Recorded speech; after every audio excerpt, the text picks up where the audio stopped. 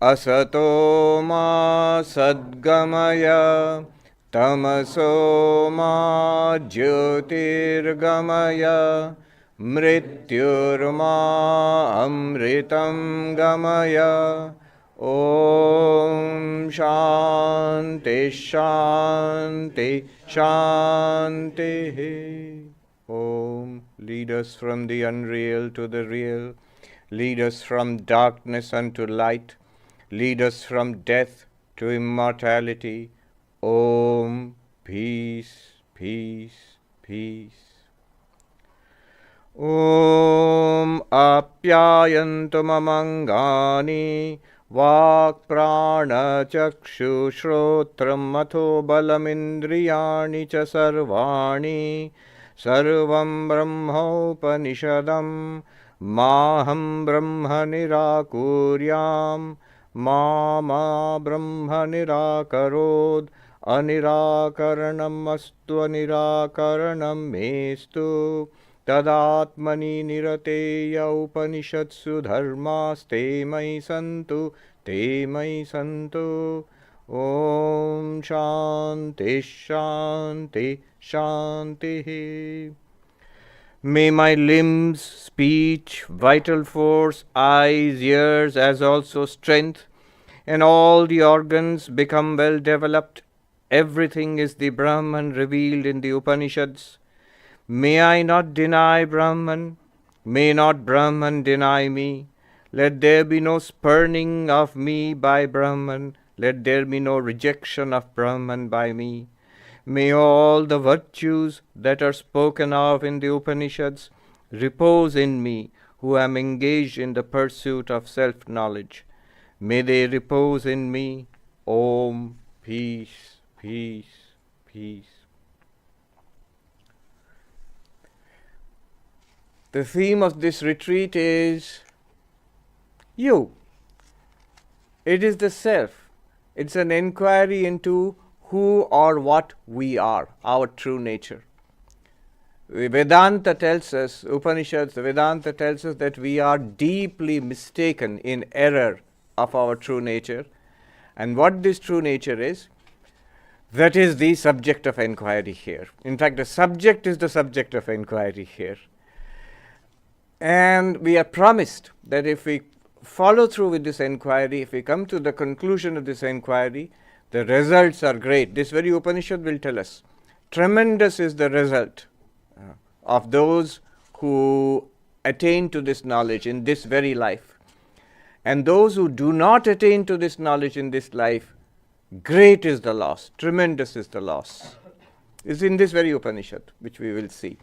The Upanishad which I am going to use as a basis for this retreat, just a part of it. It is the Kena Upanishad. A very ancient and very remarkable Upanishad. It's a very fun Upanishad also. It's full of paradoxical language, twists, dramatic twists and turns, and amazing insights at almost every mantra, every verse of the Upanishads. It takes its name from the first word, Kena. In Sanskrit, it means by what or by whom or by what. So it starts with that. I will start with the question. These Upanishads are often, almost always, in the form of questions and answers. It's somebody who has an inquiry, a question, and the teaching is in the form of an answer. It's in the form of a dialogue between the teacher and the taught, between the guru and the disciple, master and the student. We don't know who the guru is here, we don't know who the student is, but clearly there is a student and a teacher. And the student starts with a question. And we will appreciate the question first. It's a remarkable question. And very interesting because it's about the most interesting subject in the universe for us. I, me, myself. So, here goes. Here is the first mantra, which is the question, the student's question. Om Keneshitam patati preshitam mana Kena prana prathama praiti yuktaha Keneshitam vachamimam vadanti Chakshushrotram kaudeva yunakti. I'm using this book by Swami Gambhiranandaji, who was the 11th president of our order, a tremendous scholar of Vedanta, and the translation of the authoritative texts into English, very precise and clear translations. So I'm using the translation by Gambhiranandaji. What is this question? Willed by whom does this mind get directed towards its object? This is a sort of fancy way of saying, how am I thinking? This experience of thinking. We are thinking of stuff. How am I thinking? Being directed by whom does the vital force which precedes all proceed towards its work? Basically prana. Prana means the vital forces keeping this body alive. So, what is behind the prana? What is at the source of this life force? By whom is this speech willed that people utter? Then I'm speaking. We are all speaking. How is this happening? Who is the effulgent being who directs the eyes and the ears? I'm seeing, I'm hearing. How is this happening? So let us first appreciate the question. The Upanishads all start with these profound questions. The Katha Upanishad starts with the question of the little boy Nachiketa to the Lord of Death, the King of Death. What is death? What happens after death? Old question. The Mundaka Upanishad starts with the question, Sir, what is that by knowing which everything is known? Chandogya Upanishad starts with this question also. In the 6th chapter of Chandogya Upanishad, the student Shvetaketu is asked by his father, did you learn that by knowing which everything is known? And this Upanishad starts with the question, how do I think? What is this thinking? Thinking, willing, feeling, imagining, remembering, all our Am I audible to you at the back? Yeah. No? Are you okay? Our internal life, emotions, memory, desire, likes and dislikes, understanding, all of this, how is it happening? Our sensory life, I'm seeing, I'm hearing, smelling, tasting, touching, all the 5 senses, when they're operating, these experiences, sensory experiences, how is it happening? Life itself, what's deeper than life itself? So these are the questions. And these are really fundamental questions. When we hear these questions, we say, yeah, great question. Now we need to know the answer. We need to jump ahead to the answer. We are very eager to know the answer. And I was also eager to know the answer. Until a philosopher, a very great philosopher of Indian philosophy, I think one of the greatest minds in Indian philosophy living today, Professor Arindam Chakravarti. He said to me once, Maharaj, stay with the question. Before you eagerly jump forward to the answer, stay with the question. Appreciate the question. Let the question soak into you. Let it become our question. Let us understand and, savor the question in all its implications, in all its dimensions. Often I have seen, as I started doing that, and after studying Vedanta also, when you go back to the question from which the Upanishad started, when you go back to the question from which Vedanta started, after having studied Vedanta, practiced it years and years, you begin to see the answer was already there in the question, in a seed form. It's just developed in the text later. The questions are amazing. So let's stay with this question for a moment. This question is about consciousness. Now, notice what this question does. First, it directs our attention back to ourselves. You're seeing, right? Yeah, I'm seeing. You're hearing, right? Yes, I am hearing. Pay attention to this seeing. Which seeing? Any seeing. This one right now. Pay attention to this hearing. What's going on here? What does it feel like? This seeing, this hearing. Savor it. And then very quickly we notice many things about it. One thing we notice is seeing is very different from hearing. You see, it's seeing. See what it feels like to see. Close your eyes and listen. So different from seeing. And we breathe in and breathe out the prana. So different from seeing and hearing. And then we go into our inner life. A thought, A, B, C, D, 1, 2, 3, 4. I am Sarvapriyananda, whatever this inner life is. Thoughts, memories. That's so different from our sensory experiences. And yet, by now we will be noticing there is something common to all of it. There is one thing common to all of it. Call it what you will. Awareness, consciousness, self, I. After all, I am seeing, I am hearing, I am thinking, I am remembering, I am enjoying, I am suffering.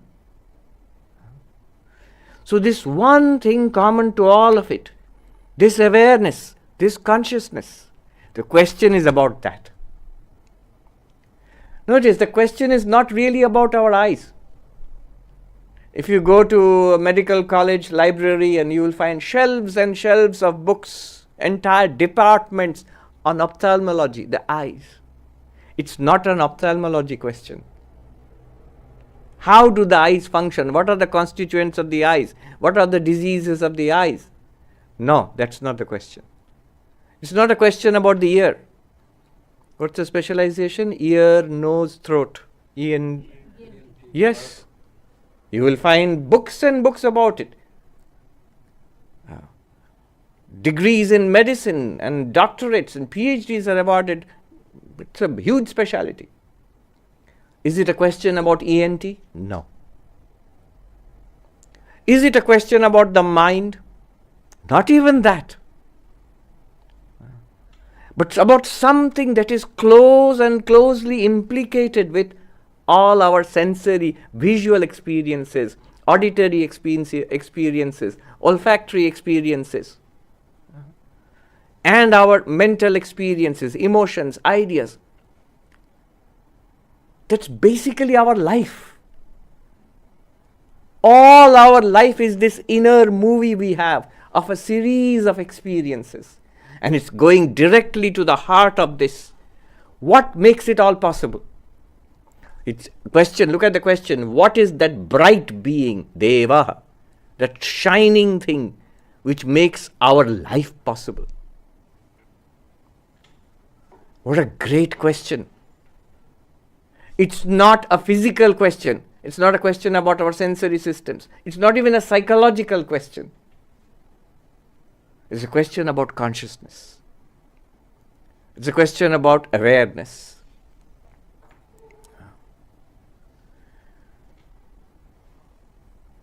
It's a very sophisticated question. Thousands of years ago, they asked this question, and we'll see the answer. The answer is as remarkable as the question.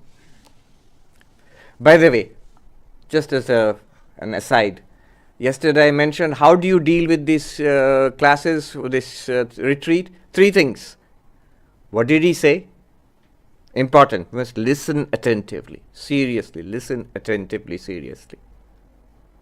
Most of the time, we are listening to a voice in our head, and partly only to what's coming from outside. So silence the voice in the head, listen to what's coming, this teaching itself. Then second, we must also engage with the teaching. Is this correct? Is this wrong? Do I get it? What is it that I do not get? What clarification do I need? So that's the second part of it. The third part of it is it true? Is it a fact? What is being claimed here? So in this first session, It's about the first two, the hearing and the reasoning. I will talk about the teaching here. And then you must engage with it. We must ask questions. There will be time for questions. The afternoon session will be the third part of it, making it true, making it living. In the Vedantic terms, this first session is heavy on Shravana Manana, hearing and reasoning. I will talk, you will talk. We will argue. We will reason it out. We'll come to some grasp of what is being said here. But the afternoon session is heavy on the non-dual meditation. I like to call it, I found a term somewhere, experiential knowledge. I like that term because when you say knowledge, it sounds theoretical. Something you learn in a classroom, you learn in a book, you learn in an encyclopedia somewhere. And experience sounds like this, what we are experiencing right now, what we are feeling. But experiential knowledge, you put them together. The knowledge we are speaking about is already experiential. It's already there. What we are talking about, consciousness is already there. Awareness is already there. We are being, our attention, the knowledge is just drawing our attention to something which is already existing. That's why we call it experiential knowledge. And it will be a meditation on this experiential knowledge in the afternoon session. So this is what is ahead of us. Of course, even there also, after that session, there will be, at the end, there will be question answers again. It's a big subject today.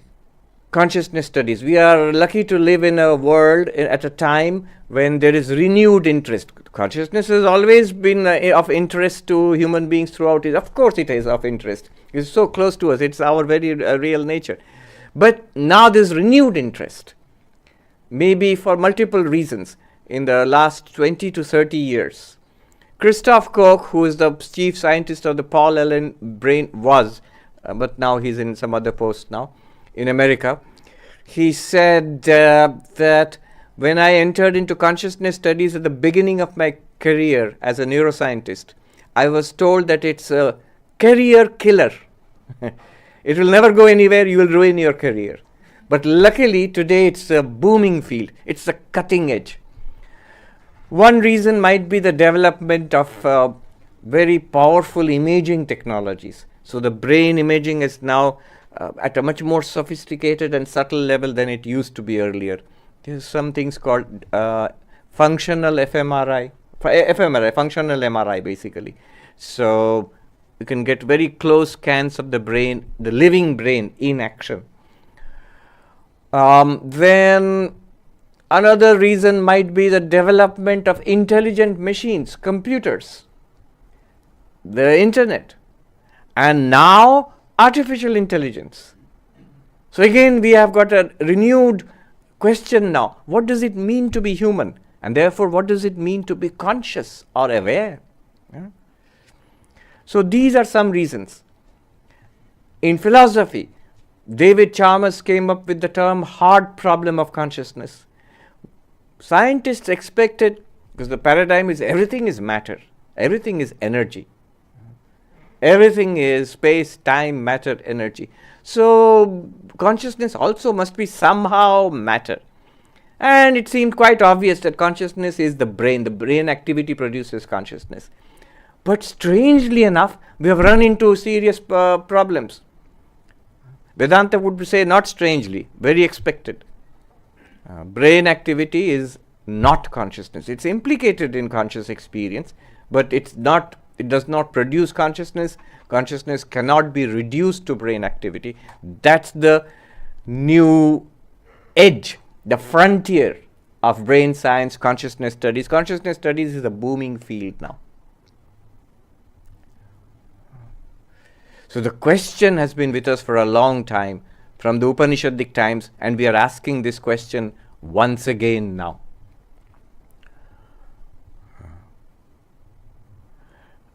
I was reading Oxford University Press. You can Google it, not now, later. 5 great unsolved questions in philosophy. 5 great unsolved questions in philosophy. Most questions in philosophy are unsolved, by the way. Just It is just a way of boosting their, book sales.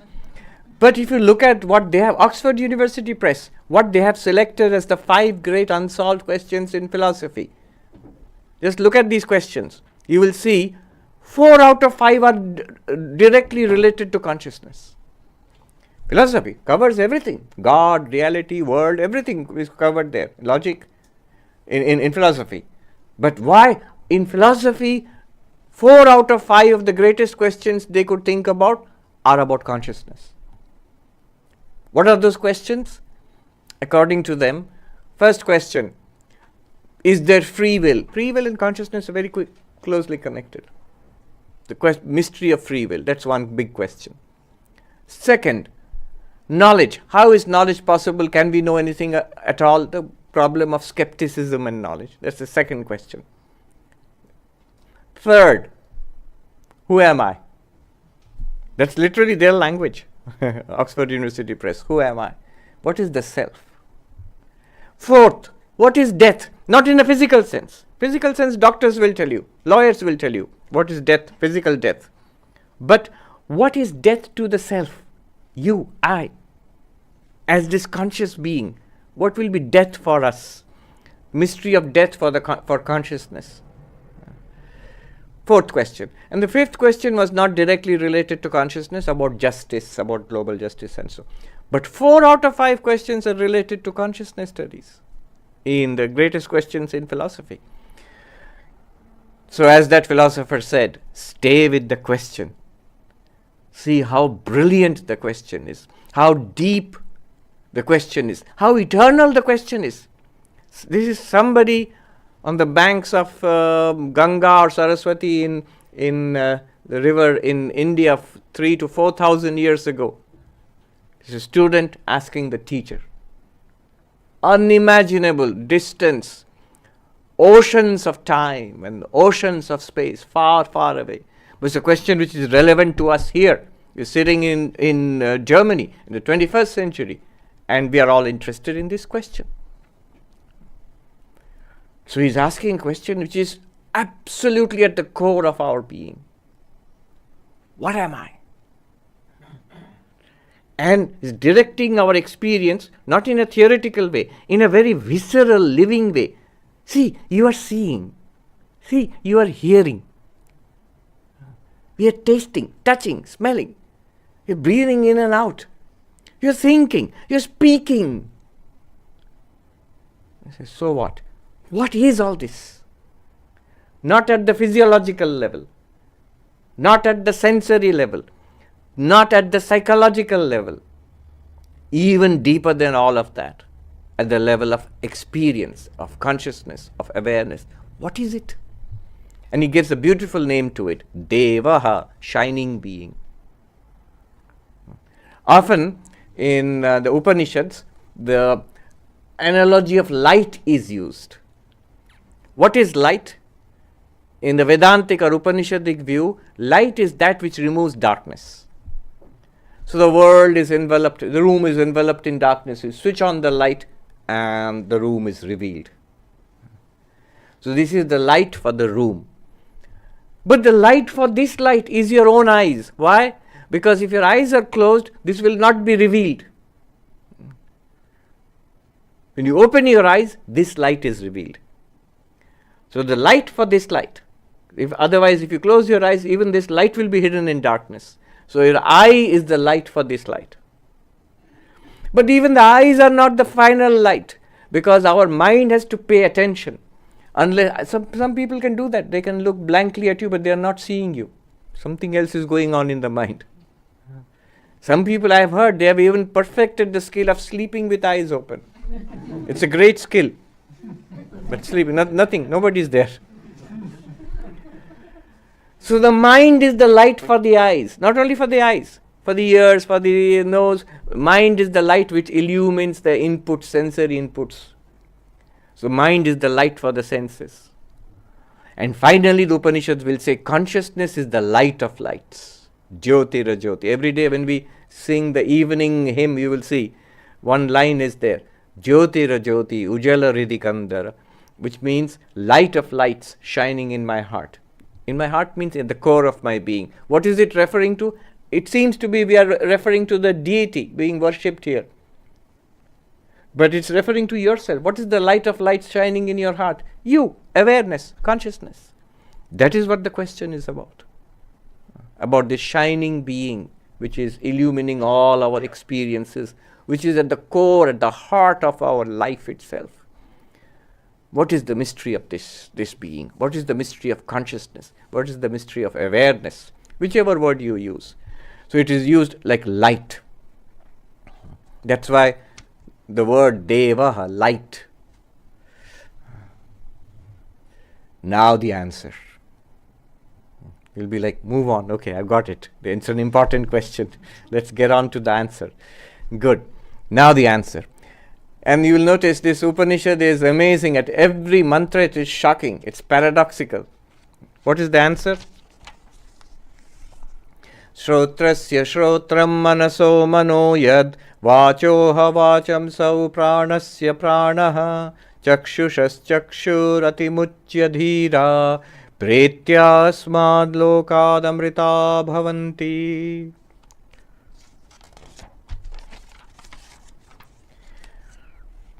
Since it is the ear of the ear, the mind of the mind, the speech of the speech, the life of the life, and the eye of the eye, therefore intelligent men, after giving up self-identification with the senses and renouncing this world, become immortal. Okay. Here is the answer. And what a strange answer. It's a remarkable question. The answer is even more remarkable. You want to know how you are hearing, these ears, how do you hear? Well, it is because of the ear of the ear. How are you thinking? Yes, I want to know that. It is because of the mind of the mind. How are you seeing? By now we know the answer. Is it because of the eye of the eye? Yes, you are right. How am I speaking? Is it because of the tongue of the tongue? Yes, speech of the speech? Yes, because of that. It's because how is their life functioning? Because of the life of the life. Now this kind of language. And not only that, before we can understand what's going on here, he hits us with something interesting. He says, if you realize this, if you ascertain what this is, if you can find this out, then you overcome death. You attain to immortality. You go beyond suffering. You attain to limitless fulfillment. You attain to the goal of life. If you can find out what this is, what we are talking about here. The result is mentioned. The teaching is given. The method is given, that you have to ascertain this, you have to find this out. That's the method. And the result of this inquiry is also given in this one answer, one sentence. The rest of the Upanishad and the rest of Vedanta is trying to understand and explain this sentence. Remarkable. But first of all, let's see the teaching itself. If the question is, what is consciousness? A more detailed question. How do I see, hear, smell, taste, touch, or how am I getting these various experiences? Well, the answer should be consciousness. Why didn't he just say so? It is consciousness. There are many words for it in Sanskrit. Directly you could have said, why this kind of elliptical speech? Coming at it sort of indirectly, in a circular fashion, eye of the eye, ear of the ear, mind of the mind, speech of the speech, tongue of the tongue, whatever. Why? There is a reason which will become more and more clear as we go on. But now let us see the unique features of the answer. When the teacher uses the term ear of the ear, eye of the eye, mind of the mind, notice three features of this answer. One feature is, when the question was, how am I hearing, this experience of hearing? The answer was not because of the ears. It is because of the ear of the ear. Therefore, indicating what you are asking is not the physical ears. The answer does not lie in the physical eyes. It does not lie in the physiological prana, life. It does not even lie in the psychological mind. It's not a physiological thing we're talking about, not a physical thing, not a physiological thing, not a psychological thing. To distinguish this, what we are talking about, to distinguish consciousness from body, senses, mind, already a remarkable, just think about it, how dramatic this is. Where is the whole consciousness study stuck today? What's the cutting edge question today in consciousness studies? How can the brain produce consciousness? Already I said it's not the brain. It's not the body. It's not the ear, not the eyes, it's not the body, it's not the brain. They did not know too much about the brain, but in principle they knew it can't be matter. In philosophy classes, old joke, mind, matter. What is mind? No matter. What is matter? Never mind. But beyond mind and matter, he's saying there is something beyond mind and matter, and which is not something esoteric, that's much closer home what we are. It's neither matter nor mind. So, it's saying this consciousness we are talking about, it's not the body, that means it's not the brain or the nervous system. It's not even sensory activity, it's not visual activity, not auditory activity, not even that. Already a dramatic thing has been said here. This reducibility of consciousness to the brain, this is the cutting edge of the debate today. Everywhere, if you Google it, hard problem of consciousness, various answers are there. Integrated information theory, Tonini,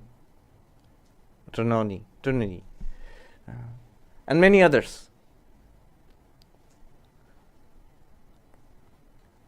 Anyway, stuff I was going to say, but it's secret, so I can't say now. I'll tell you in a few months' time.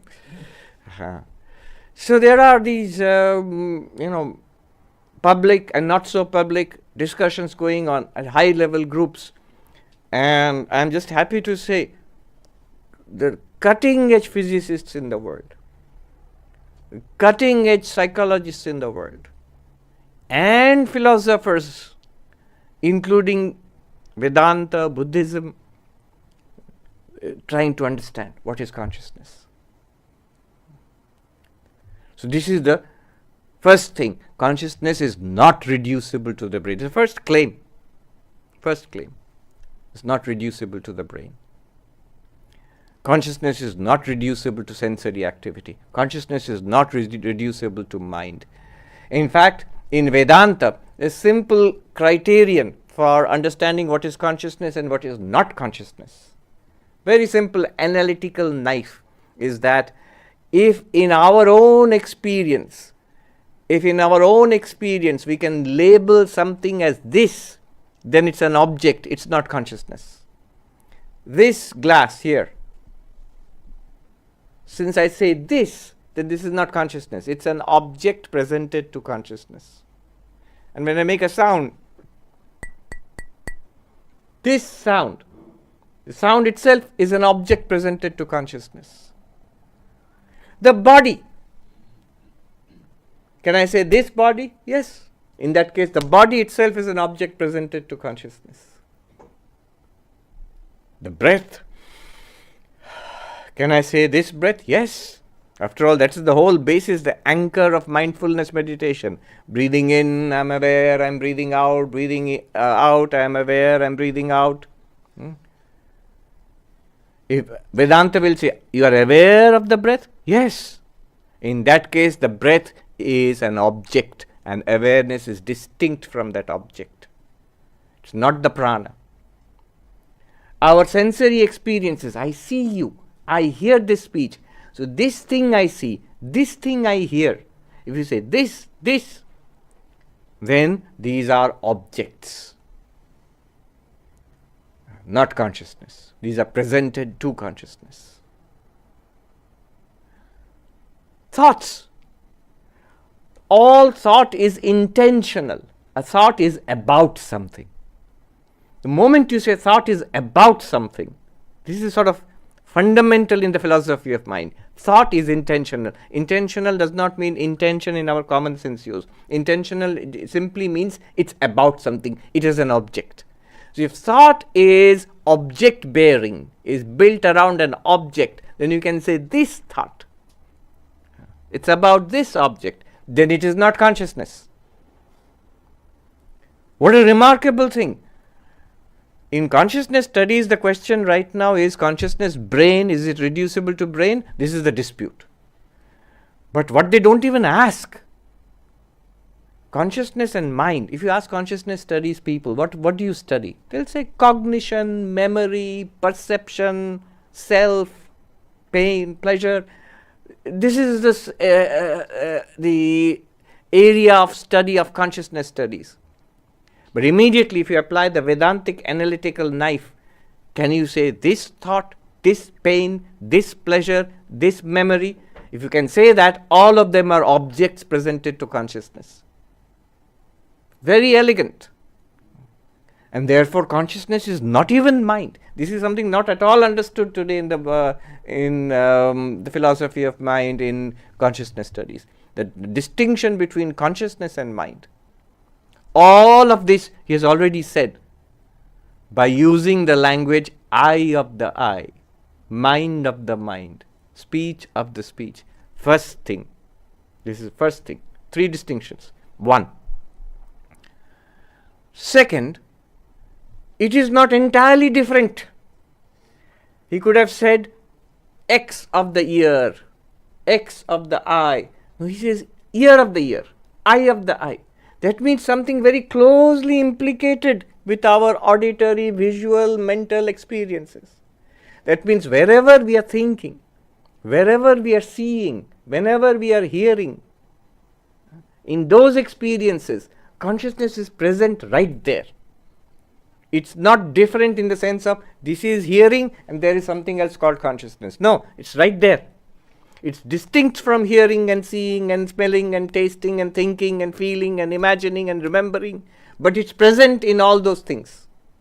So consciousness is immanent, pervading all our experiences. It's present right there in our own experiences.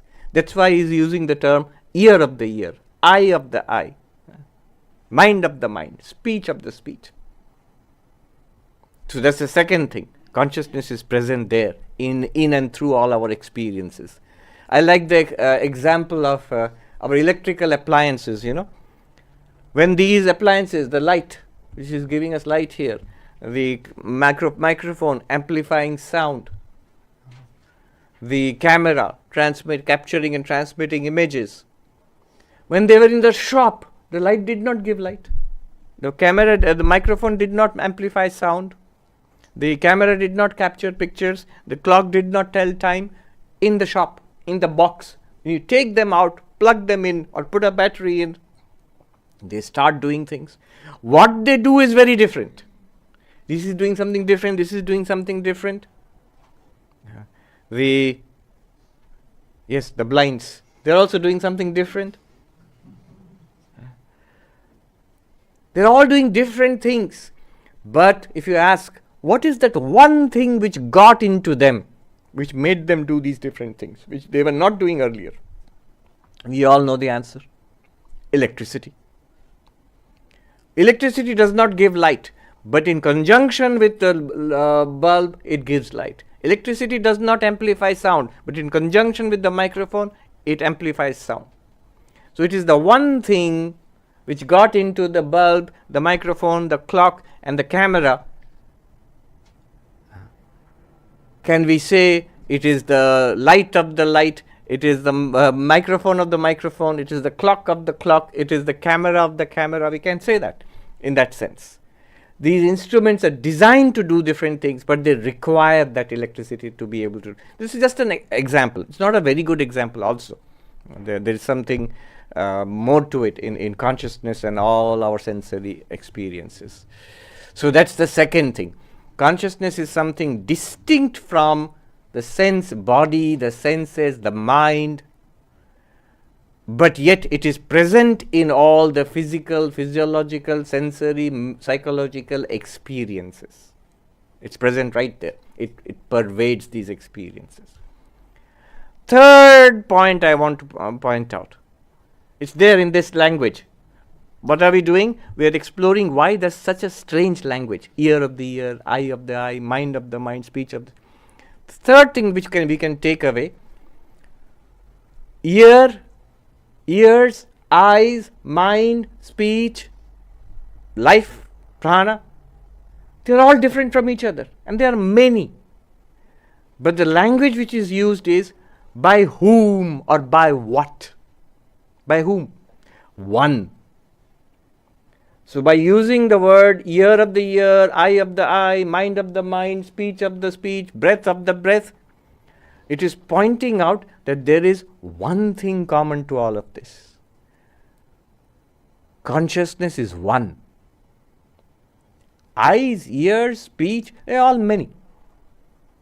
Devices, many. Electricity, one. It's one reality. Consciousness is one reality. These are all big questions. I'll give you an example why these are all controversial. For example, you can disagree with this. There was a great mathematician who has passed away a few years ago, Marvin Minsky. He was at MIT, I think, or at Harvard, MIT, I think.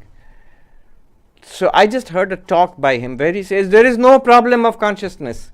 There's only the problem of sight, of hearing, of thinking, of remembering, cognition, memory. And we don't understand what these things are, and we put it in one basket and call it consciousness. There is no such thing as, single entity called consciousness. And this one, what the Upanishad is saying, is actually contradicting Marvin Minsky. Says, no, there is one thing. Behind all this, there is one thing. So, these are the three. Did you want to say something? So, these are the three things that we take away from the language. Eye of the eye, ear of the ear, mind of the mind, speech of the speech. What are the three things? One, it's something distinct from the body, the senses, the mind. Not body. That means not brain. Not senses. Not even mind. Consciousness is none of these. Second, it's right there. In our physical, sensory, mental experiences, consciousness is right there, enabling those experiences.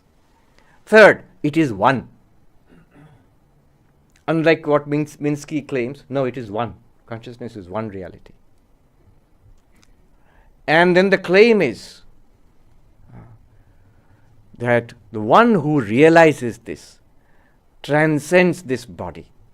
The transcends is a very interesting word. Transcending means while being here, yet you are beyond. Transcending does not mean this is the earth and the spacecraft has gone to the moon, so that is transcended the earth. No, not in that sense. You are right here, and yet you are not affected by any of this. You are beyond this. Consciousness, the claim is, if you realize what consciousness is, what awareness is, while remaining in this life, while seeing, hearing, smelling, tasting, touching, while walking and talking and engaging with life, while thinking, enjoying, remembering, all of that, yet you're somehow transcending all of this. The one who realizes. And then what will be the result? The result will be that twofold result is given. Atimuchya dhira pretya asmad lokad amrita bhavanti. While being here in this life, one is free of body-mind, in the sense that you are no longer affected by the ups and downs of life. You are freed while living. This is later Vedanta invented a term for it. Jivan Mukta, free while living. That became the goal of Vedanta.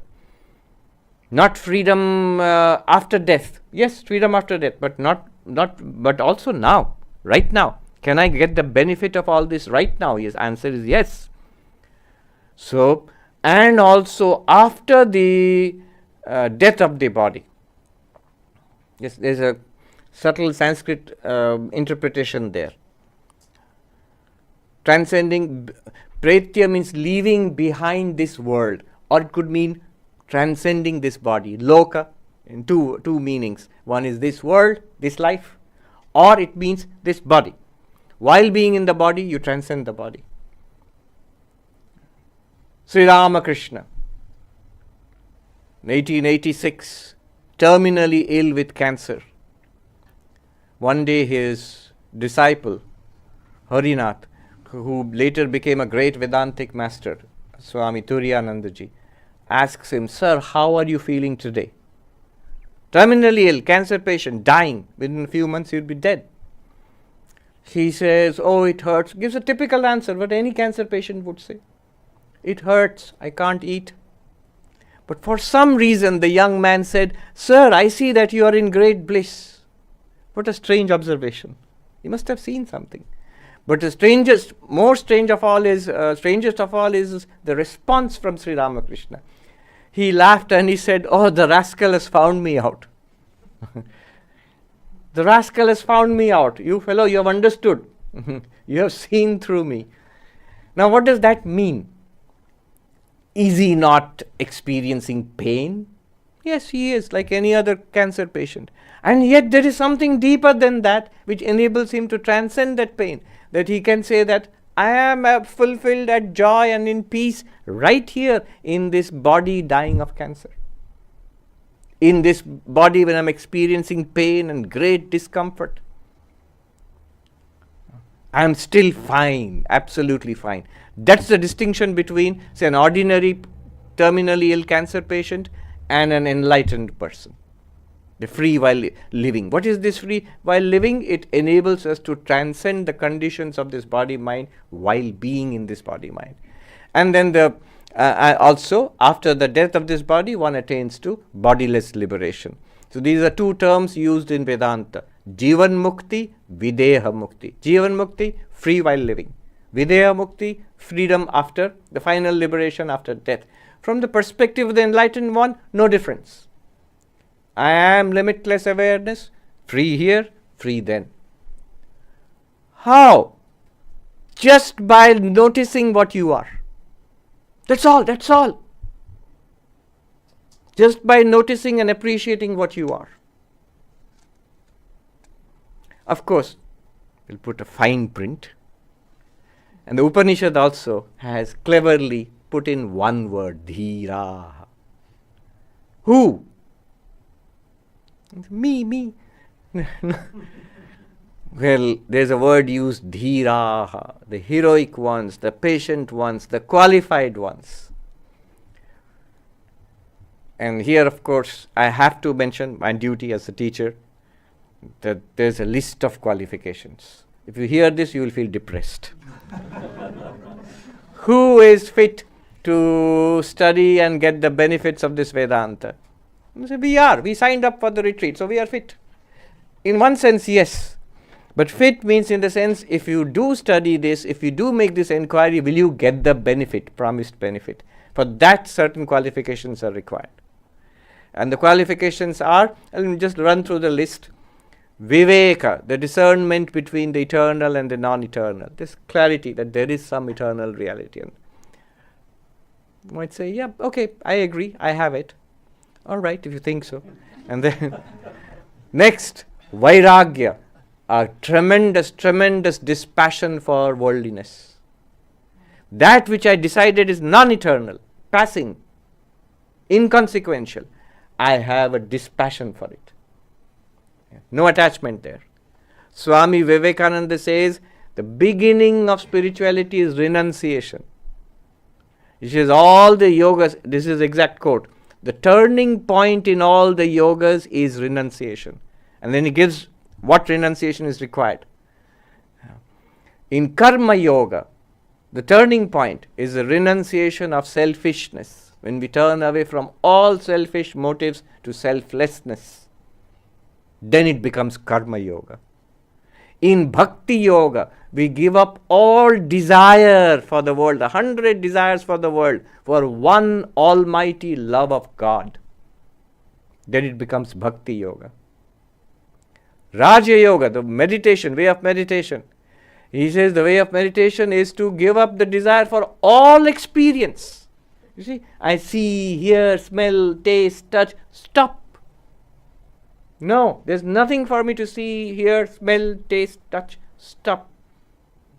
Okay, but I will think and imagine. Stop. What a great renunciation. A renunciation of all experience. There's nothing here in this world to experience, to see, hear, smell, taste, touch for me. There is nothing to think about. There is nothing to remember. There is nothing to desire. There is nothing to project and plan. There is nothing to regret. I myself, nothing worth noticing in this I myself. Utterly stop the activities of the mind. What a great renunciation is required there. Then only meditation starts. That's the beginning of meditation. That is the renunciation of the Raja Yogi, of the meditator. And then finally he says the way of the Jnana Yogi, this one where we are engaged. From the very beginning itself you have to say the entire universe is an appearance. Dismiss the whole universe, the objective universe and the subject also. Then you are plunged into the reality. That's the beginning of Advaita Vedanta. So this is the renunciation which is required. But one must have at least a graduated. And then comes the disciplines, the sixfold treasure. Shamaha, quietude of the mind. Damaha, control of the body and the senses. Then titiksha, a spiritual fortitude, strength that I will go through with whatever difficulties are presented on the spiritual path, but I will not give up my spiritual quest. How much trouble we undergo to raise a family. How much trouble we undergo to get a degree. How much trouble we undergo to get and hold on to a job or a career. So that kind of toughness is necessary for spiritual life. Not more than that. That much is enough. That I will go through with this spiritual quest. Then samadhana. Uparati. Then uparati. Uparati means a withdrawal from too much engagement with the world. In fact, some of the commentators say at this point, the real meaning of uparati is you must become a monk formally. That's not necessary, but one of the interpretations is that. At this point, before opening the book, become a monk formally for the rest of your life. No more connection with the world. So that kind of turning away from the world. Then samadhana, tremendous focus. This Upanishad, I'll hold on to this. Listen, listen, listen. Think about it, think it through. Notice that reality and meditate upon it. That is samadhana, focus, a tremendous focus. And there some of the commentators say, what kind of focus is required? Up to the attainment of yogic samadhi. Attain samadhi, then open Vedanta. It's not an exaggeration. If you see, when Totapuri comes and teaches Sri Ramakrishna, already he is samadhi one. He has his daily samadhi and visions of Kali and Savikalpa samadhi is already attained. Many times over. So it's not some kind of academic exaggeration, theoretical. It's actually demonstrated in the life of someone like Sri Ramakrishna. And then, any more? What a list. Shraddha, and tremendous unshakable faith in the text, in the teacher. Although I don't get it now, I am not enlightened now, but I know this is true and I will try to get and become enlightened. That kind of unshakable faith. And then finally, last one, fourth. We are on the third so far. Third, sixfold treasure. Shamaha, 1. Damaha, 2. Titiksha, 3. Uparati, 4. Samadhana, 5. Shraddha, 6. Then the fourth one is mumukshutvam, intense desire for enlightenment, for freedom. Intense desire for freedom. You say, count me out, I'm going back home. Can ask the Swami can I get a refund? This Upanishad will make you ask for a refund another time. Too few times it will make you ask. This is not for me. And yet there is hope. Why there is hope? One teacher, I didn't notice actually, one teacher, monk in Haridwar. No, yes, Haridwar. He pointed this out. Said, Mahatma ji, Shvetaketu ko dekhiye. Look at Chandogya Upanishad, the student who was told, you are that Tattvamasi. Famously, at the source of our Vedanta. Who is the student? Shvetaketu. One of the worst students you can think about. What are his qualifications? He is arrogant. That was the first thing we notice about him. This Upanishad says he is full of pride of his knowledge. And then his father asks him, did you know this knowledge? Was this taught to you at school? This boy, he criticizes his teachers, Guru Ninda, one of the highest, greatest saints. No, they don't, I don't think they knew. They didn't teach me. Is he qualified for Vedanta? And yet he is taught and he becomes enlightened. So, don't be scared. There is such a thing as grace. These are qualifications. This makes it clear what kind of development we must pursue in ourselves to become enlightened. That's the goal. That's the point. But are we qualified? Yes. Ramana Maharshi was asked, after somebody must have read all these things, these qualifications, and asked, am I qualified for your teaching? He would teach, who am I? Inquire, who am I? Am I qualified for who am I? And Ramana Maharshi said, did you say I? If you can say I, you can ask who am I? All of us are qualified then. If you can say I, yes, I, then you can find out I of the I. So am I qualified for I of the I? Yes, I can say I. Therefore I have a right to know what is the I of the I. Who am I? I have a right to know that. So we are all qualified in that sense. And in general also, if you see the distinction, the discernment of the eternal and the non-eternal, if we didn't have it to some extent, why would we even sign up? Why would we be interested in spiritual life? And many of us, most of us, we have been interested in spiritual life for years. If we didn't have a certain amount of dispassion, why on a weekend in Berlin would you spend time studying a 4,000-5,000 year old philosophy? You have some dispassion for the world. The pull of the world is not strong enough to pull you away from the retreat. So we had dispassion. And the control over ourselves, to the extent that you are sitting for hours and hours listening to abstract, dry philosophy, well, a lot of control. We are to be commended. So we have, to some extent, definitely we have. The idea of that single word, all of this what I am saying is contained in the single word in the Upanishads, Dhiraha. To the extent that I measure up to that word, enlightenment is guaranteed. One Swami, one master said, if we have those qualifications and you come to Vedanta, enlightenment is guaranteed. If we do not have those sufficient amount of those qualifications and we come to Vedanta, we will leave after feeling that I learnt a nice philosophy. Are you enlightened? No, I don't think so. So, either way. So, Dhiraha, who is qualified? What is the result?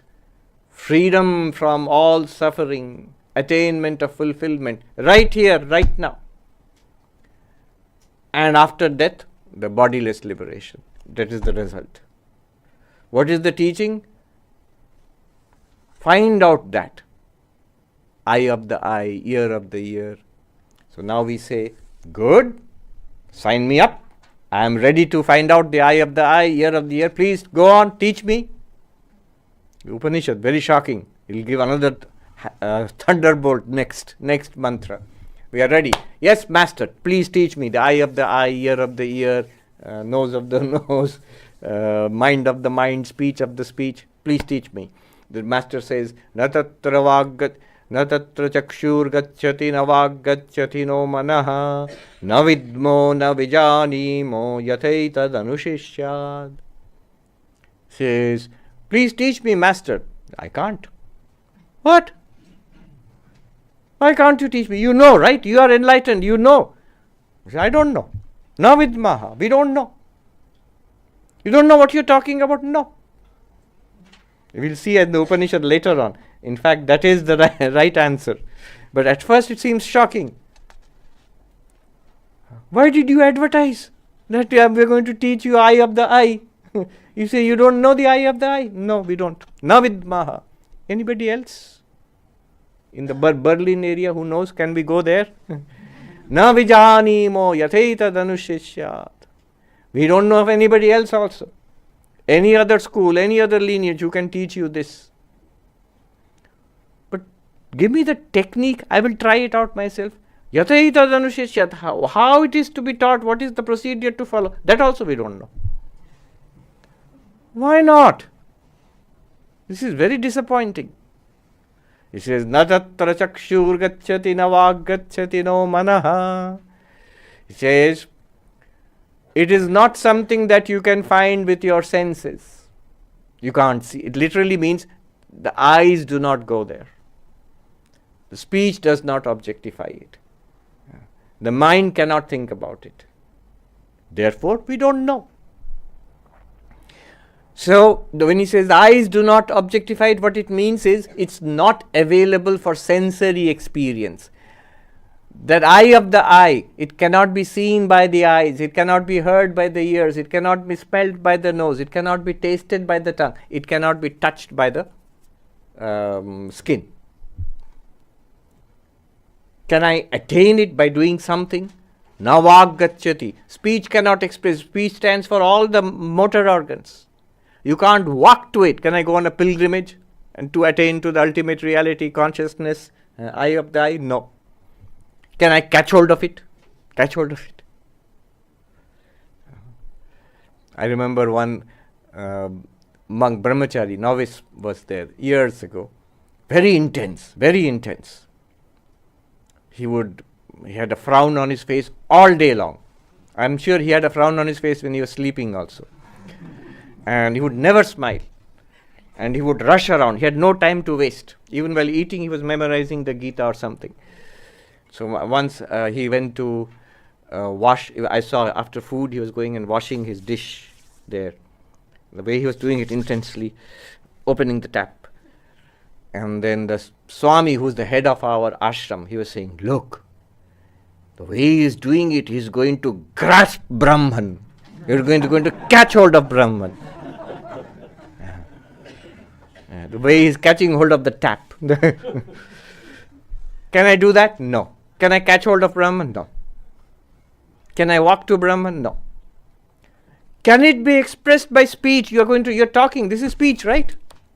Upanishad is speech, so it can be expressed, right? Just tell me. Words cannot express it.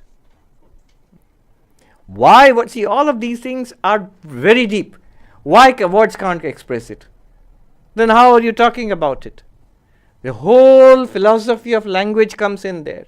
What can language do? What language cannot do? Why it cannot refer to consciousness? And then further, how is the Vedanta talking about it then? What are the strategies of getting around this obstacle? So many interesting things are there here. If you want, in the question answer, we can talk about it. But we must stick to our our focus. Like the student is very focused. I want to become enlightened. We'll keep the philosophy for later on. You sure you can't teach me? No. Nobody else? No. Give me the method? No. He is hopeless. And then the teacher comes. See, the Upanishad is dramatic. Then the next mantra, the teacher says, wait a minute. There is a way. I knew it. Tell me the way. He says, Anya deva tad viditadatho aviditadadhi iti shushruma purvesham yenastadvyacha chakshire. That Brahman is surely different from the known, and again it is above the unknown. Such was the utterance we heard from the ancient teachers who explained it to us. There is a way. And this way has been transmitted down the lineage of teachers. Who is saying this? 3,000 to 4,000 years ago. He says the ancient teachers have taught us. So the knowledge far precedes this teacher. It's been taught from teacher to student. I can transmit it to you. Let's see if it works. I will tell you and watch you carefully, enlightened or not enlightened. What is the chain reaction, chemical reaction taking place. So what is that teaching? As has been taught by the lineage of teachers. He takes no credit for it. Unlike modern teachers, it is my realization. I have come to it. Nobody ever thought of it earlier. Absolutely novel. From the Vedantic perspective, the moment you make, they don't realize, the moment you make such claims, absolutely novel. Nobody thought of it earlier. The Vedantic response will be absolutely useless.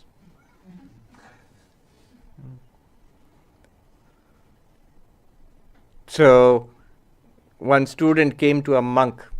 I'll tell you in Hindi what the original thing was and then translate.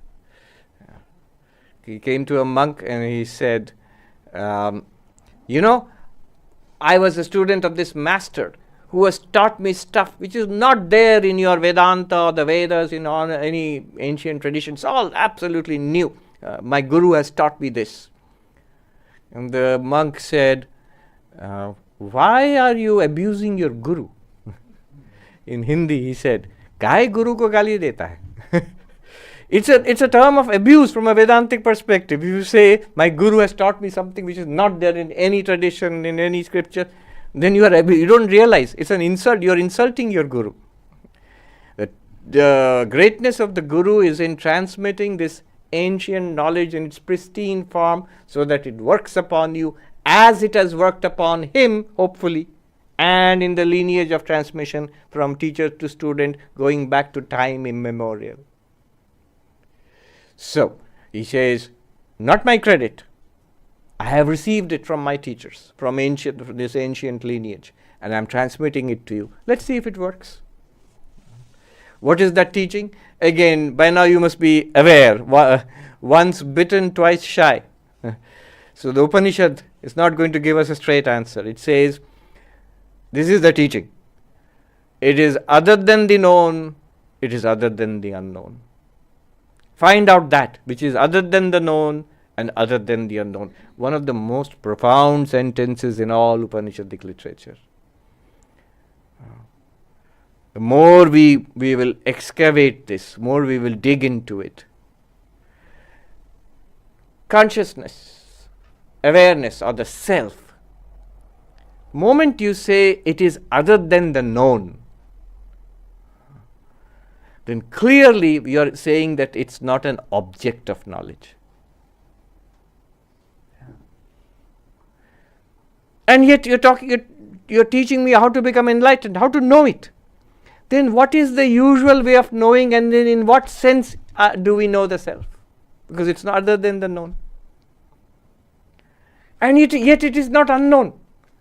See, our binary is, everything is, either we know it, there's a slice of the universe which we say this is our knowledge, and the rest of it is unknown. Right now I can't see what's behind me. You can see what's behind me.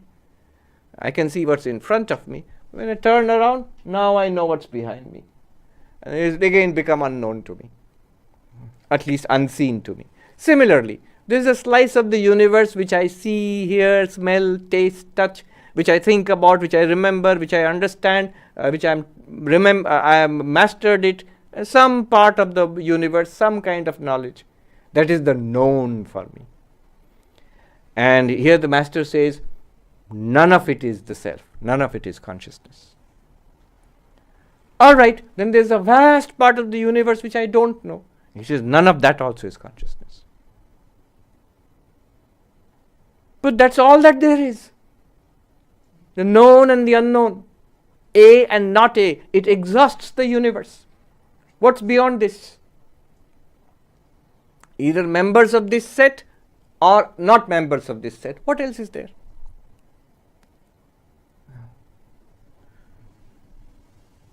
Here it is. So one might think that, so does it not exist? Self-consciousness? Is it not real? Does it not exist? And yet it does. Because the one thing that we can be sure of is that I exist. Descartes' great discovery, right here. Descartes, we are all We all study Descartes because in school we have all studied Cartesian, x, y, Cartesian plane, x, y, z coordinates. But besides being a mathematician, he was a great philosopher.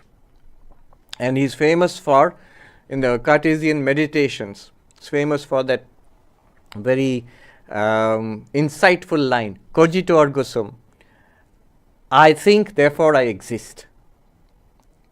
The cogito ergo sum means I think, therefore I exist. What was his project? His whole goal was, can I put knowledge upon firm foundations? It's a very interesting area of study. In those days, they were looking for the certitude of knowledge. They were very interested in geometry. That's why Spinoza, another neighbor, his whole ethics is like a geometry treatise. That you can derive one thing from the other, everything will be certain, like mathematics, like geometry. So can I put all human knowledge, science and religion and all of that on firm foundations? So how to do that? First of all, start by what is called universal skepticism. Doubt whatever can be doubted. What can be doubted? I am here sitting and seeing all of you. Is this real or not? It can be doubted. I may be dreaming. It may be the Matrix movie. Who knows? Yeah. So all of it can be doubted. But then he found one thing which cannot be doubted, even if you try. What is that? My own existence. Even to doubt my own existence. Do I exist? I have asked the question, therefore I exist. You cannot doubt your own existence. Try it. You can doubt everything else. Could be a dream, could be a delusion, could be a hallucination. But I am existing. My existence can be a dream. Then I exist. That's why I can say that. So, cogito ergo sum. That was Descartes' great discovery.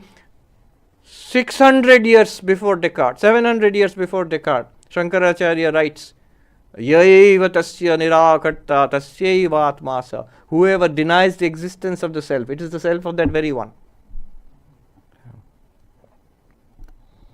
When the nihilist comes to debate in Panchadashi, who says there is no such self, then the author of Panchadashi, Vidyaranya Swami, says, in half humorously, he says, then I need not debate you because you don't exist.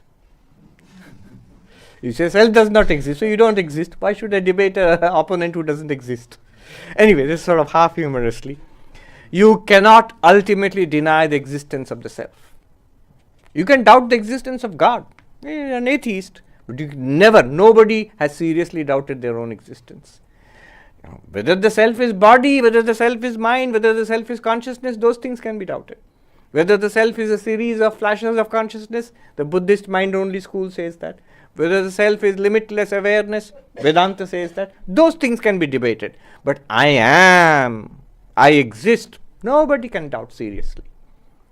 So it is other than the known, other than the unknown. See what is being said here, other than the known. Who am I? Our first answer is the body. Is the body known? Yeah, it's known. I can see it, I can touch it, I can smell it, I can hear the rumbling in my tummy, I can taste it.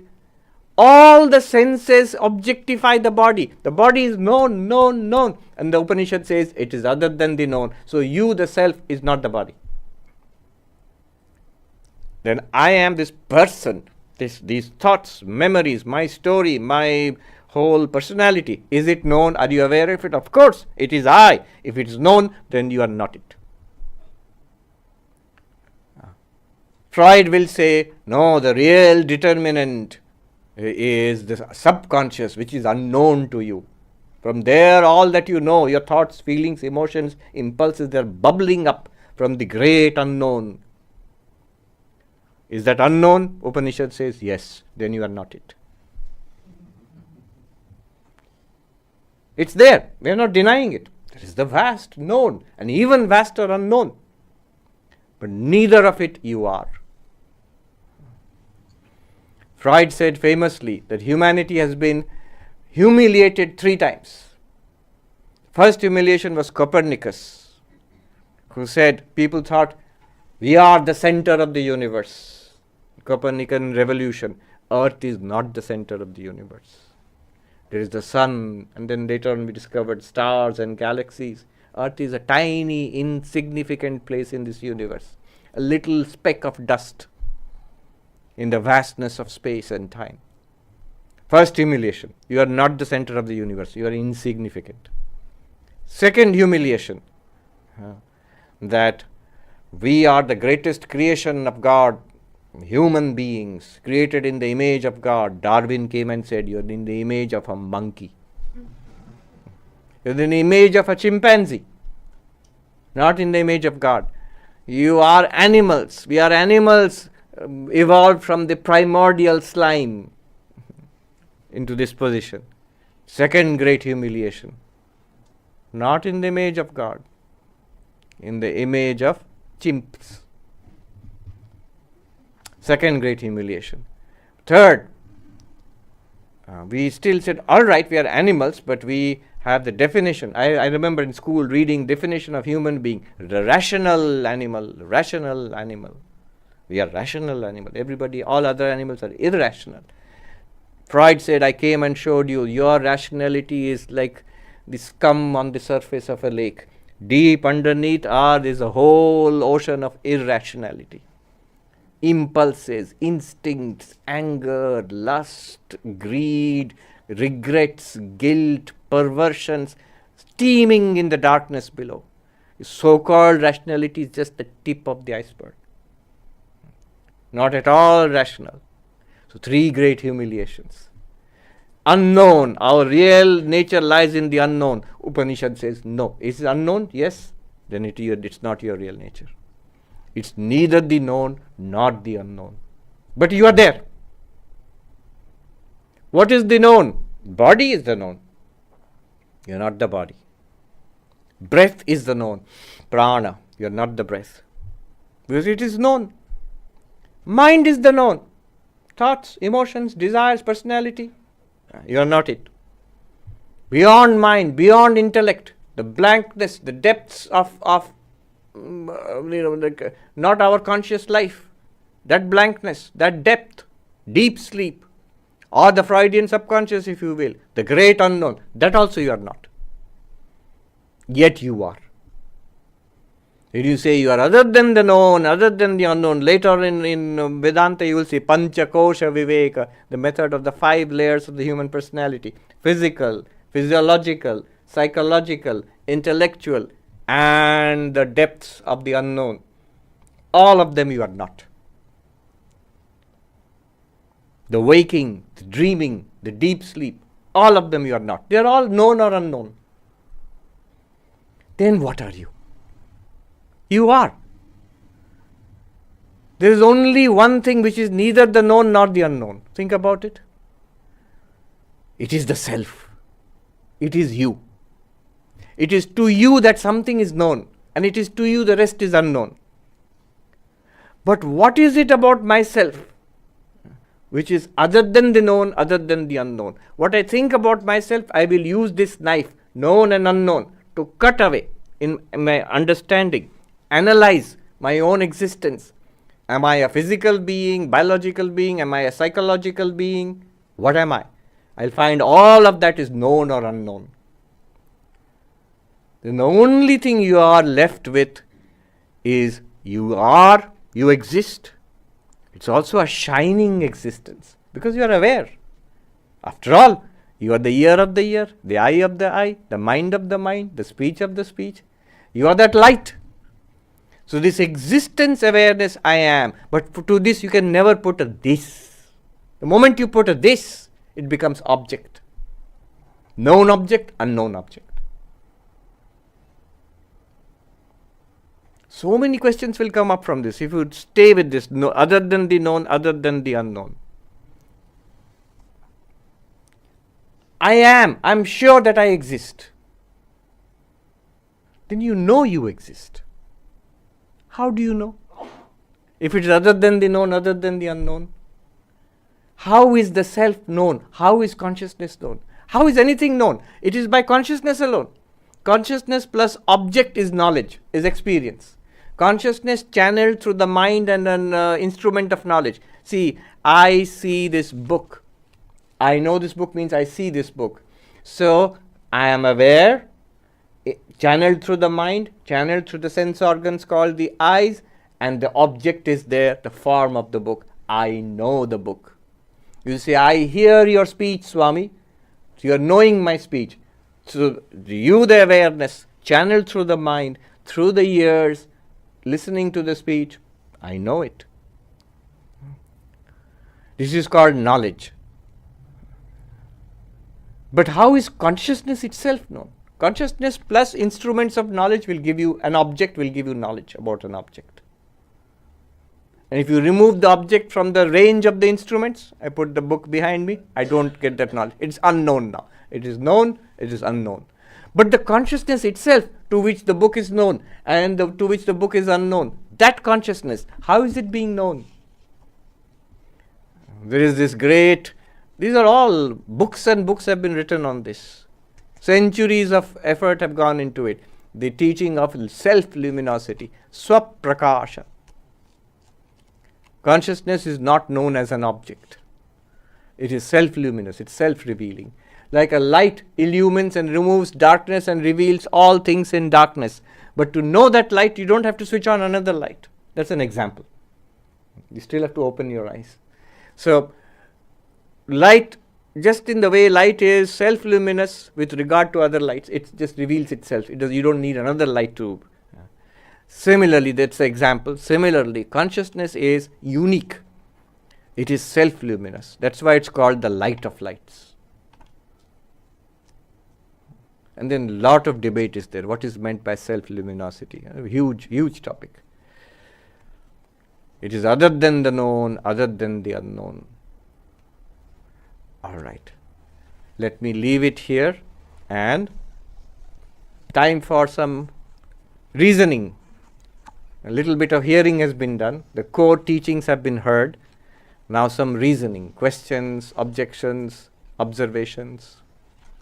Raise your hand. How will you do? You'll send the microphone. You have to aggressively raise your hand. Yes. So he will come to you with the microphone. You have to make yourself seen. Pranam. Not unknown. Pranam Swamiji, Rajoshi here. Yes. So this statement that it is other than the known and other than the unknown, and the statement that it is common to both known and unknown, Yes. are they equivalent, or like? And the other part of the question is that where lies the known and the unknown? What makes, what enables knowledge? Yes. So what enables knowledge? I just spoke about it. Consciousness enables knowledge. That's why it was called, what is knowledge? Seeing, hearing, smelling, tasting, touching, thinking, understanding, remembering, all these are experiences. What enables these experiences? Consciousness. That's why it's called eye of the eye, ear of the ear. The materialist will say, what enables experiences? Eyes, ears, brain, nervous system. The Upanishad will say, no. It is the eye of the eye, ear of the ear, brain of the brain. So, consciousness enables knowledge, experience, knowledge. Here we must be careful. In our age, the age we are living in, there are machines and systems which gather knowledge without being conscious. The camera is recording stuff. And if you add an AI to it, it will analyze what is recorded and gather a lot of information about it. There are AI agents roaming around which are extracting information from whatever we do online, or even physically without being online. All the cameras which are recording us, our own mobile phones which are listening to us. Isn't that knowledge? Yes, it's certainly knowledge. It's big knowledge. It's what is called big data. So it is big knowledge. Companies are paying billions of dollars for that data. But that knowledge, we are distinguishing, Upanishad distinguishes it from seeing, hearing, smelling, tasting, touching. There is one thing that distinguishes. That kind of knowledge. In one sense, you can say the camera is seeing, the microphone is hearing, your phone is seeing and hearing, yet there is something lacking there. That bright being which is talked about here, which gives us the experience of seeing, hearing, smelling, tasting, touching, enjoying, suffering, that is not there in the camera, in the microphone, in the phone, in the AI. It's not there. Is AI conscious? Can AI be conscious? Big question now. That's why you see why consciousness studies has become a hot subject these days. Clearly, right now, AI is not conscious. You will say, who are you? Who made you an expert? The Americans will say, who died and made you king of AI? No, I don't know anything about AI. But you ask the experts themselves, have you programmed your AI to be conscious? If you see how they program the AI, I was taken to labs, robotics labs, AI, where AI work is going on. It's so painstaking, so hard. It takes so many grad students, so many PhD students, so many scholars, the professors, and multi-billion-dollar labs where these machines and AIs are trained. So if you ask a question there, how much of this effort are you putting into making this robot or this AI conscious? You know what the answer will be? Zero. Zero. Some of the students and professors may be interested in marginally what is consciousness. But if you see the actual work that is going on the ground, none of it has any connection with consciousness. But it has connection with seeing, hearing, smelling, tasting, touching. In fact, I went to a lab when this work is going on, cutting edge lab in the United States. I won't say any more because I don't know what is secret and what's not secret, and they'll stop me at the border and tell me to get out. So, but I'll say this much. When I was seeing how the robots are being trained,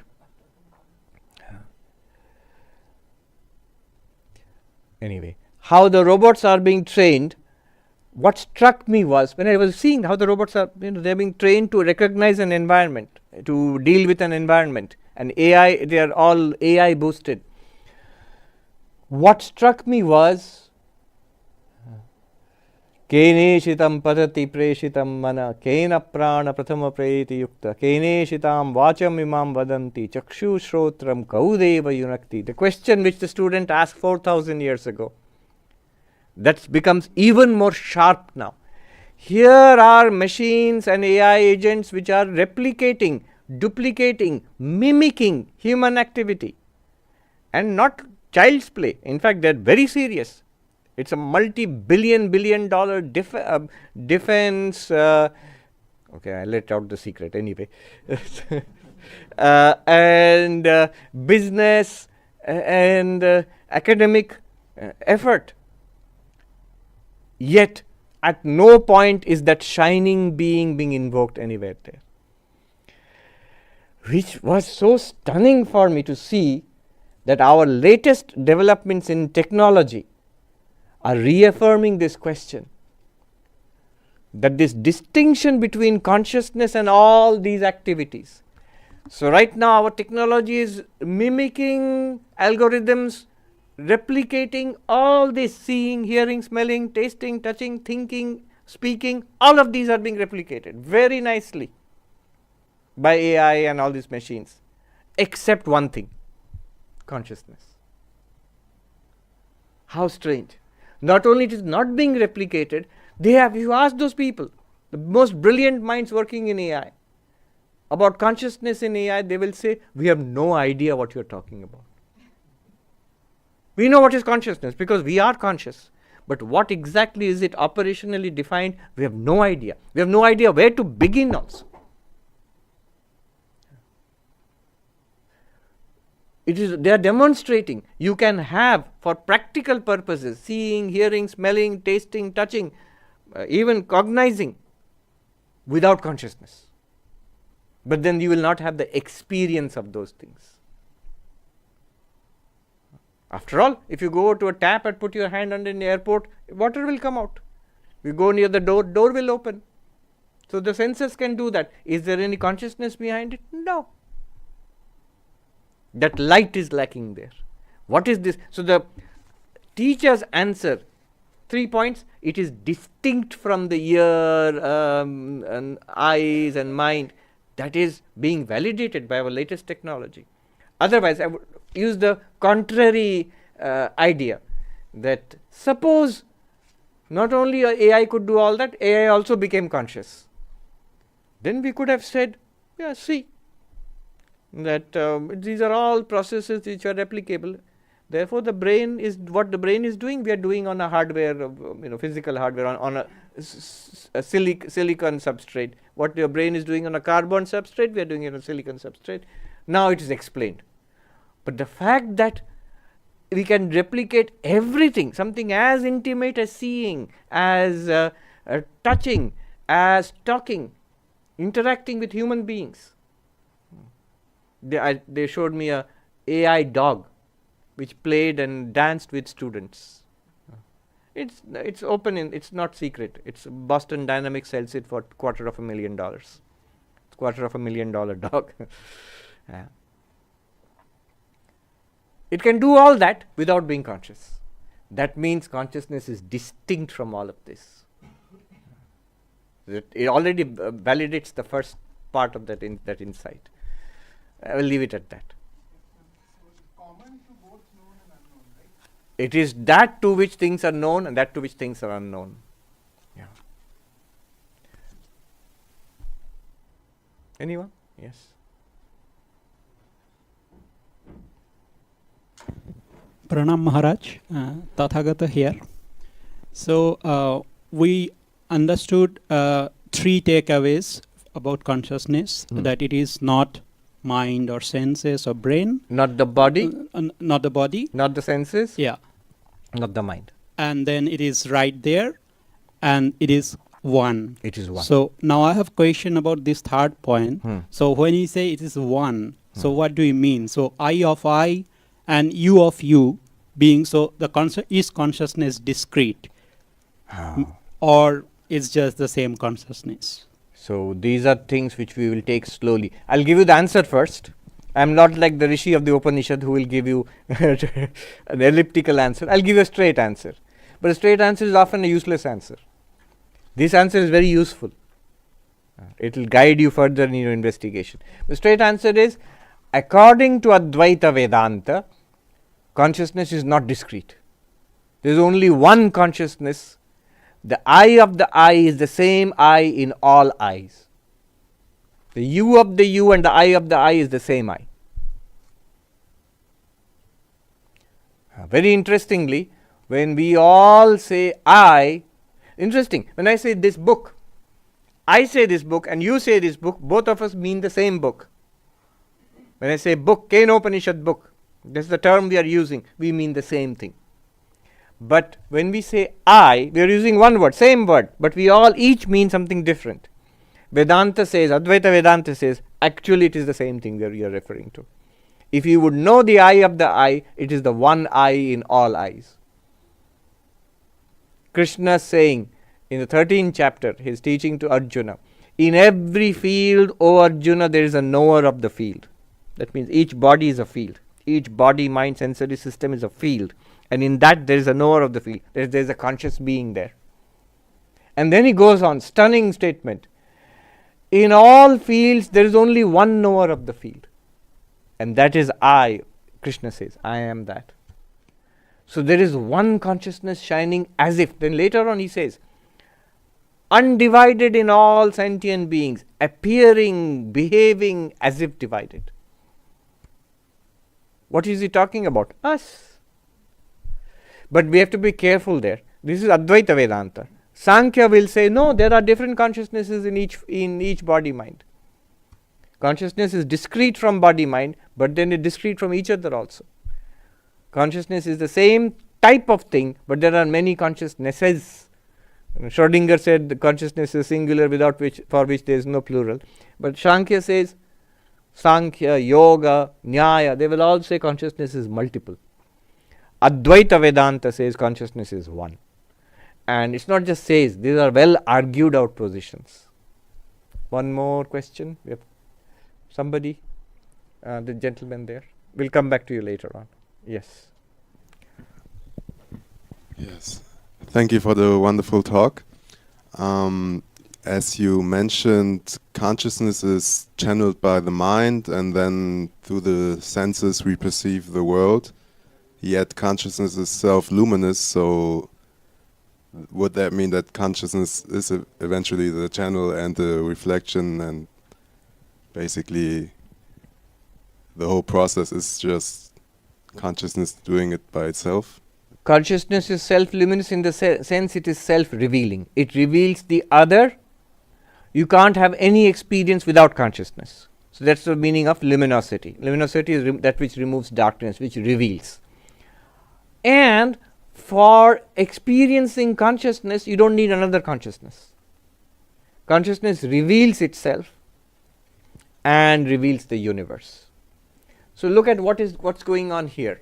It is consciousness functioning through the senses and the mind, which is revealing this universe to me. But in the process, consciousness is manifesting itself as the revealer.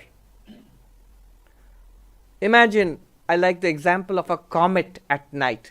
A comet's blazing tail at night. Have you seen pictures? Or I have seen the actual comets also in the night sky. You can see, going through space, racing through space. When it comes into our solar system at a certain position, the tail of the comet is lit up by sunlight. Now, it's not that the comet has a light of its own. It's being lit up by the sunlight which already existed in that space through which the comet is traveling. But when the comet was not there, that space looked black. When the comet traveled through it, it lights up the comet. Now, what does the light do for the comet, and what does the comet do for the light? The light reveals the comet, illumines the comet. You can see at night the comet and the tail of the comet. Brilliant display. But what does the comet do for the light? It reflects, it manifests. What was there, light was there already before the comet, but it looked dark because there was nothing to reflect it. It becomes obvious now that the comet makes the light obvious. Our experiences make consciousness obvious. Our experiences, objects manifest consciousness. Both the known and the unknown. The known manifests consciousness as I know this conscious experience. The unknown manifests consciousness as I don't know that. But consciousness is manifested in both cases. The object, known and unknown, manifests consciousness, and consciousness illumines the object. When it does so through instruments of knowledge, we say we know the object. When it does so as an absence of knowledge, we say we don't know the object. But in both cases, we are conscious. Consciousness illumines the object manifests consciousness. Now, what you're asking was different. Is the mind, the brain, the object, are they all in consciousness? That will be the ultimate position of Advaita Vedanta, but we'll go there later on. All right, let's bring this to a close. The next session will be a very different kind of session. Om Shanti Shanti Shanti Hari Om Tat Sat Shri Ram Krishna Arpanamastu.